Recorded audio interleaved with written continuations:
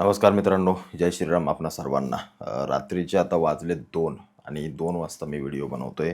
त्याचं कारण फार महत्त्वाचं आहे. मला एका कार्यकर्त्याचा फोन आला आणि मला समजलं की माझगाव सार्वजनिक गणेशोत्सव मंडळ त्या गणपती बाप्पावरती जे काही त्यांचा मिरवणुकीचा सोहळा आहे, म्हणजे आगमन आहे, मंडपापर्यंत यायचं कार्यशाळेपासून, ते जे आगमन आहे त्या आगमनावरती एका इमारतीमधून माझगावमधल्या कोण साला कुठला होता, कोण दाढीवाला मुच्छड आपला की बिना मिशीचा जाळीदार टोपीवाले, हे काही कांडे, की दुसरा कोण होता, पण बहुतेक हे कांड्यांमधल्याच कांड्या बाहेर आलेल्या दिसत आहेत.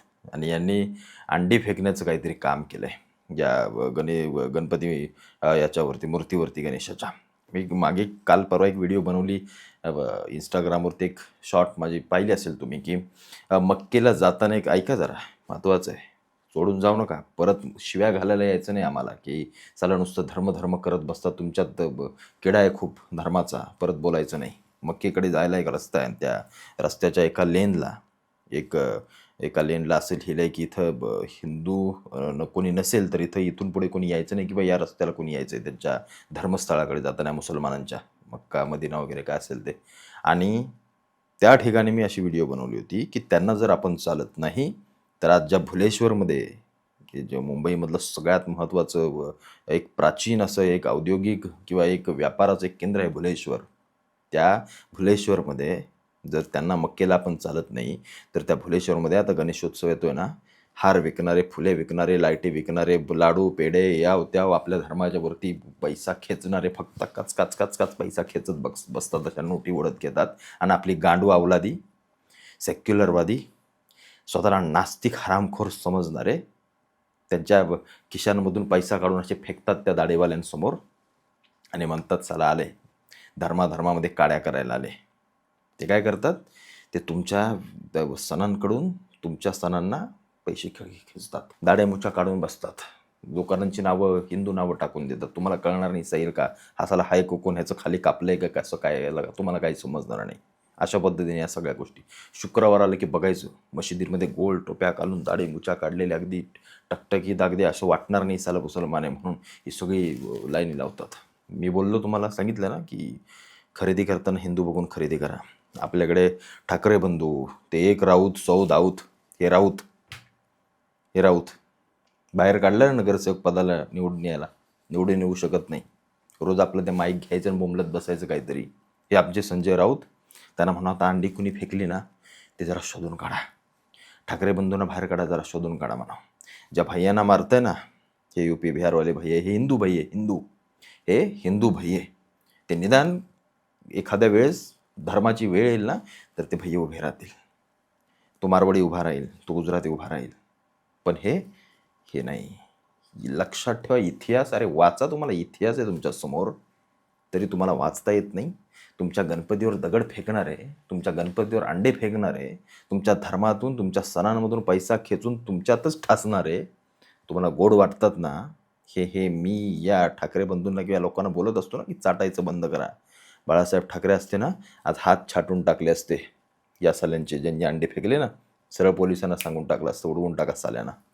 या गोष्टी सांगतोय ना, हे 2 वाजता उठून, काय माझ्यात काय किडा आहे म्हणून बोलत नाही मी 2 वाजता उठून, की मला मस्ती आली आहे हे सगळं सांगायला. आणि माझी झोप मोड करून मला फोन आला, मी तात्काळ उठून बसलो इथं, शर्ट वगैरे, खाली चड्डी आहे, शर्ट वगैरे घालून बसलो आहे सांगण्यासाठी. काय सांगण्यासाठी, कारण देश धर्माच्या मार्गावरती चला.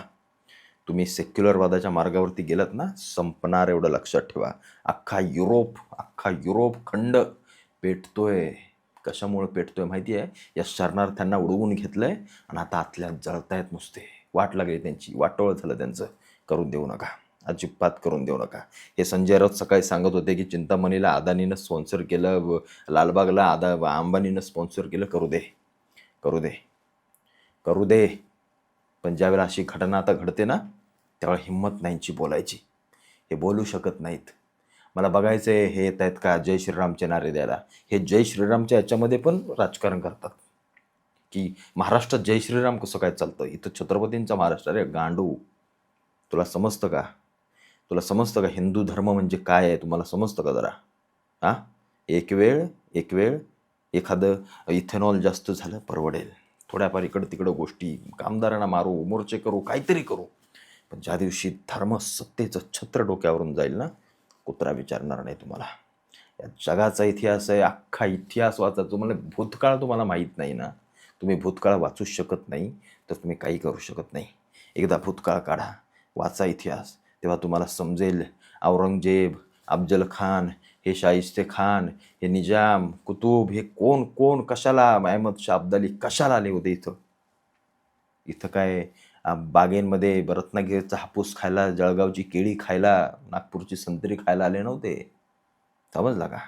ते जरा बघा इतिहास. ह्या पोरांना आपल्या सांगतो तर त्यांना पटत नाही. आम्ही मनसेवाले, आम्ही आम्ही शेनेवाले, आम्ही त्या कुठले राष्ट्रवादीवाले, आम्ही काँग्रेसवाले, आम्ही याववाले, आम्ही त्याववाले, आम्ही धर्मवाले.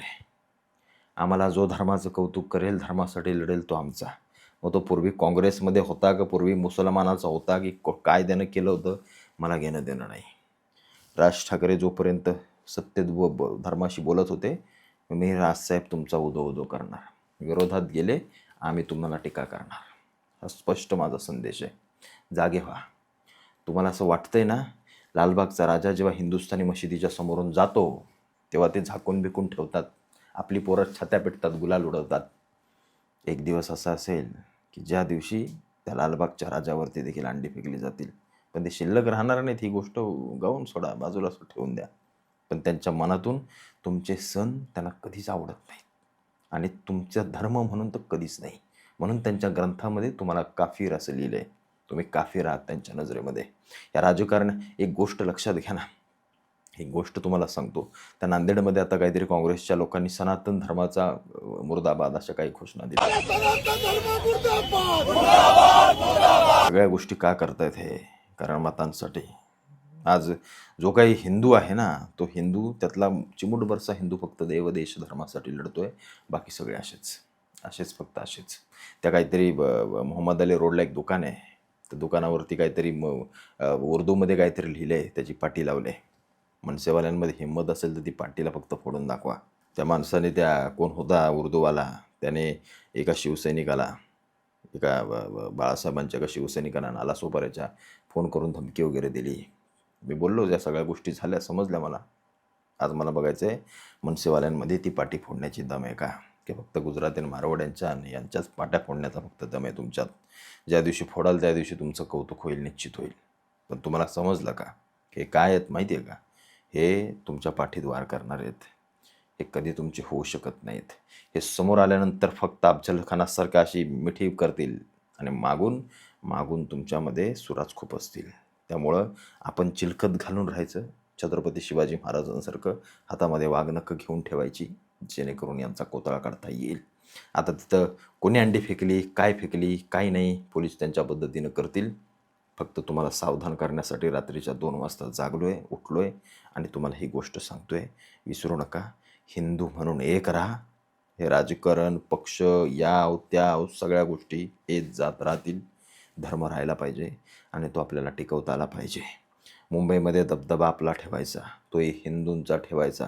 मराठी माणूस तर आपण आहोतच, आणि ते वारंवार आपण दाखवूच, त्याचा प्रश्न नाही आहे. तो काय एखाद्या भैयाच्या कानाखाली मारलं म्हणजे आपण मराठी आहोत ही दाखवण्याची गोष्ट नाही आहे. आपण हिंदू आहोत हे पहिलं टिकलं पाहिजे. मराठी तर आहोत आपण, कुठं आपण जात नाही आहेत. आणि काय 25 वर्ष केलं या ठाकरेंनी मराठीसाठी, ते मराठी माणसाच्या सध्याच्या अवस्थेवरून समजते सगळ्या गोष्टी. मला हात जोडून आजही विनंती आहे की मुंबईमध्ये, निदान मुंबईमध्ये किंवा मुंबईच्या आजूबाजूच्या परिसरांमध्ये हिंदू टिकला पाहिजे. फार मोठं षडयंत्र उभं राहत आहे हिंदू संपवण्यासाठी, फार मोठं षडयंत्र उभं राहत आहे. तुम्ही सजग राहा फक्त. आणि कुठेही दंगा मस्ती असल्या फालतू गोष्टी करू नका.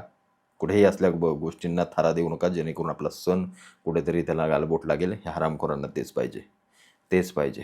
त्यामुळे सावधान राहा, एकजुटीने बाहेर पडा, एकजूट दाखवा आणि थोडंसं काळजीपूर्वक. काल ती काहीतरी मूर्ती पडली, एक मी वाचली ती बातमी, 2 जण बिचारे काय, एक की 2 जण दगावले. असं करू नका. आणि उंच मूर्त्या काहीतरी असं नाही, हा सण नाही आहे. ठेवा, लिमिटमध्ये ठेवा, जेणेकरून ती मूर्ती आवड हवी असली तरी आवरता येईल, काहीतरी करता येईल. अगदी 22-22, 20-20 फुटाच्या मूर्त्या हे योग्य नाही आहे. हे अति झालं. त्याला काय म्हणतात, हे अति झाली, स्पर्धा झाली आपल्या धर्मामध्ये. आपल्या धर्मातल्या चुका आहेत ना, त्यांना कुठेतरी सगळ्यांनी बसा एकत्र आणि त्या सोडवा. त्याच्यावरती काहीतरी निष्कर्ष काढा.